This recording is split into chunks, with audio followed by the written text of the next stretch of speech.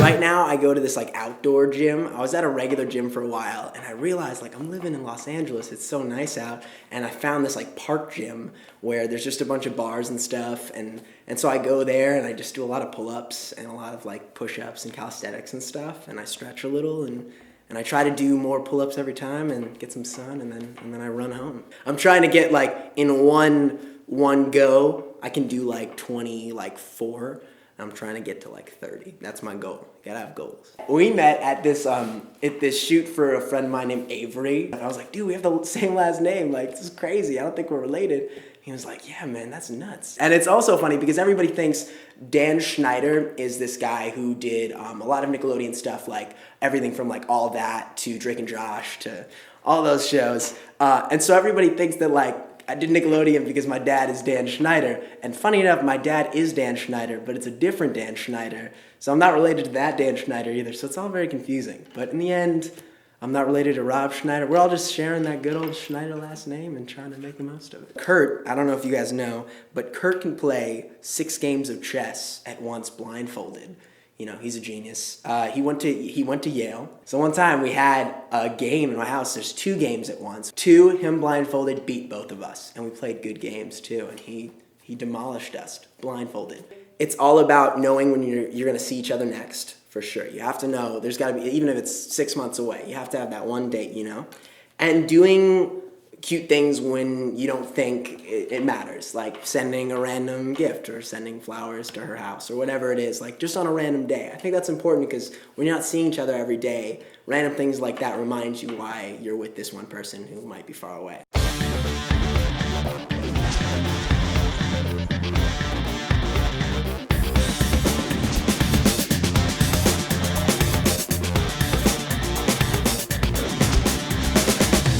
The different people that come up to me, I'd like never, sometimes it's like young people who are like 12 or 13, and then sometimes I was in this Starbucks, I love telling this one, I was in this Starbucks in like an airport, and I'm standing there and I'm waiting for the drink, and the guy's like, Max Schneider? And I was like, yeah, he's like, wait, you Max Schneider, I watch your YouTube. And I was like, word, man, like this guy, like this like 35-year-old guy at Starbucks was like, yeah, man, keep doing your stuff. And I left. I just didn't think that would happen. So it's as like that kind of stuff happens sometimes. It's definitely different in a lot of ways, for sure. I definitely feel like people who watch my YouTube stuff definitely know me in a very, genuine sense. But I've also been really lucky that a lot of the Nickelodeon stuff I did, I really just played myself with like little different character differences. But I really try to keep it as real as possible, My one thing is I talk a lot. I'm doing it right now. And I try to not really have a filter because I feel like you could tell when things are scripted. And I really want people to get a sense of me. My thing is being an actor, being a singer, you never know when things are going to come. And the beautiful thing about YouTube is you make your own, and you make your own schedules, you make your own videos, you really get to express yourself and share what you're doing with people on your time, on your schedule. And for me, I love being able to control that and know that like I can put a video up every week no matter what else is going on. In traditional media, there's so many incredible things you can do that you might not be able to do in YouTube, but it's not as personable, and I love YouTube because it's very personable like that. It's your own PR in a way. It's you're telling the public what's going on. So it's really great to have that and have that tool and be able to just use it and spread love and magic instead.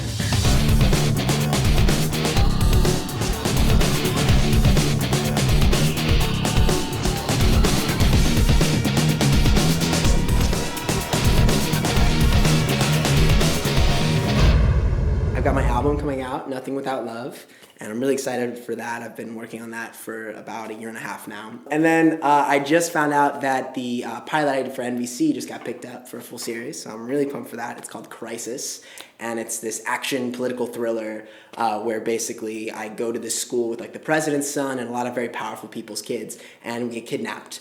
And they use the kids to manipulate the government through all of these powerful CEOs and the president, all these people. There's all these twists and turns, and the cast doesn't even know where it's gonna go. Because everyone's like, I tell people about what the full pilot is. I don't wanna give it away. But the full pilot, I tell people about it, and they're like, so what's gonna happen next? And I'm like, I don't know, it's gonna be crazy. So I'm excited for that. And moving to Chicago, I've been there before. I've been there like 2 times, and I have some good friends there, and I'm excited. You gotta take these opportunities in life. You just gotta grab them and you gotta go for it. So I'm excited to see what it's like to live in a new city, and it's sort of New York-esque, so I can walk around. That's one thing I miss. Being in LA, I can't walk everywhere like in New York. So Chicago's somewhere in the middle where I can walk a lot of places and take the subway and stuff. So I'm excited for it.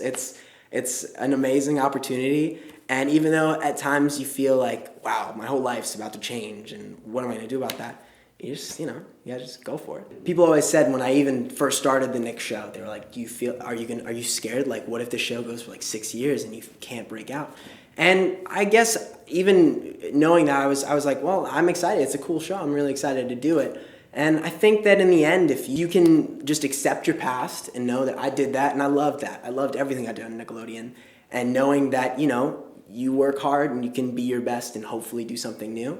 And that's just the mentality I've had. I've like worried in some ways, like maybe I won't get this role because of that. But in other ways, I'm like, if they like me and this work speaks for itself, then hopefully they'll see past that and they'll see that maybe I have a future in doing something more dramatic or doing something in more of their vein of work. So that's sort of how I've thought about it, just like let the work speak for itself, All right, yes. I just took this off, so if I have this on in the rest of the video, you will know why. So it's so tough because I get somewhat lectures from people a lot about like, you want to do music and acting, like you have to choose. And I'm like, why do you have to choose? For me, my philosophy is like, I got this one life, I want to do these things and like give it my all and hopefully be able to do what makes me happy.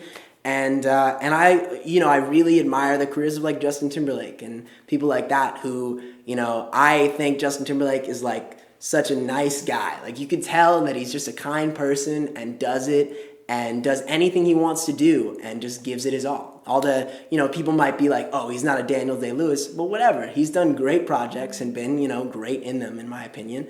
And then he can get out there and sing and dance and like be awesome. And that's definitely something that I aspire to someday do. In my ideal world, if I could like do this series and on a hiatus go like on a tour for my album and then come back and do like a little movie and then come back, that would just be awesome. So I hope that I can, keep working hard and try to make that happen for real. Story time. So I went in, so I'd never done really a lot of like major modeling stuff before. I was always too short for it, and I had done some photography stuff, but I met this guy because they wanted to do this piece on actors in New York for this GQ Italy thing, and I was 17 at the time. They wanted someone over 18, but he was like, I'll keep you in mind. So a couple weeks later, he calls me up. He's like, can you go to this casting right now? It was right after school. I was like, yeah, okay. So I walk and I see it says Dolce & Gabbana. I'm like, I'm not going to get this. All right. They take 3 Polaroids. I leave. I'm like, all right, well, that was fun. And I go get a haircut right after. This was a Friday. I get a call on Tuesday from the guy in class. He's like, hey, Max, so check it out. You sort of booked that Madonna thing. And I didn't know this guy well. And I was like, no way. I was like, this is sketchy. No way did I book that Madonna thing. And he's like, no, you sort of did. This is the deal. So she's chosen you, but the casting director has chosen another boy. So you're going to both show up tomorrow, and they're going to look at you, and they're going to see which one they want to use. So it was like the most conflicted feeling I ever felt. I was like, what does that mean? Like, I was like, I don't know. Like, what am I going to do tomorrow? So the whole night, couldn't sleep. I was freaking out. I get to the set. Craziest set I've ever seen. Like black walls, barricades around this church, crazy Men in Black security just guarding the doors. I was like, this is crazy. I walk up to this guy and I'm like, hi, I'm looking for, supposed to choose for the Dolce & Gabbana. He's like, come on in, Max, yeah. I was like, okay. Get inside, nobody speaks English, Italian or Japanese. I don't speak Italian or Japanese. I'm walking around and everybody's talking to me. I'm like, I just want to know where this is going to go down. Are they going to choose us? So I'm looking around. There's all these busky Italian men with facial hair. And I was 17 with no facial hair. And I'm just like, is that guy going up against me? Because I hope not, because that's crazy. So anyway, after hours of fittings and they're doing my hair and all this stuff, all in a different language, finally this British guy comes, tries this suit on me, and it doesn't fit at all. It's huge. So we used this old LA costume shop suit, which I used for the entire campaign, which was in Dolce & Gabbana, which was crazy to me. But we did that, and it fit perfectly. It was like a sign. And anyway, I walk into the room. I was only supposed to do this one shot with her. I'm dancing with her, and she's supposed to be like my mother, and I'm supposed to be kind of disgusted. She's dancing with me, and so we're doing the shots with her stand-in, and I asked the stand-in, she's Australian. I'm like, oh my gosh, you speak English. Do you know what's going on? Like, are they choosing people? And she's like, has nobody talked to you all morning? And I'm like, no. And they're like, yeah, that other guy, they called him last night, and they let him go. You've had the job all day. And I was like, what? And like, literally, like, so I just take this in. So finally, I'm like, I'm doing this today. This is happening. 10 seconds later, she's like, oh, I gotta go. Walks out of the room, and boom, just like Madonna just walks in with her coconut water, drinking coconut water, puts it down. It's this tiny little bathroom, and I'm kind of freaking out. I'm like, oh my God, that's her. Like, what? She just walks up to me, and I'm like, hi, I'm Max. She's like, hi. Doesn't even say her name because she's Madonna. What is that? I'm Madonna, no. So she like starts dancing with me, and I have this disgusted look on my face. And she's like, why are you making that face? And I was like, I didn't know what to do. I was like, what face do you want me to make? And she was like, pulls my back up like this. And she's like, I'll teach you how to dance. And I was like, oh my God, okay. And so after that, I was only supposed to be in that one shot. But she was like, Max, come on. And I ended up being in 5 out of the 7 shots for the campaign. She just brought me to them, and they like worked around, and we did all this new stuff. And they said, like, the whole day, it was just like, I felt I was in a dream. I was like, is this going on? What's going on? And the photographer was like, yeah, you guys have the same nose. She's like, that's why I chose them.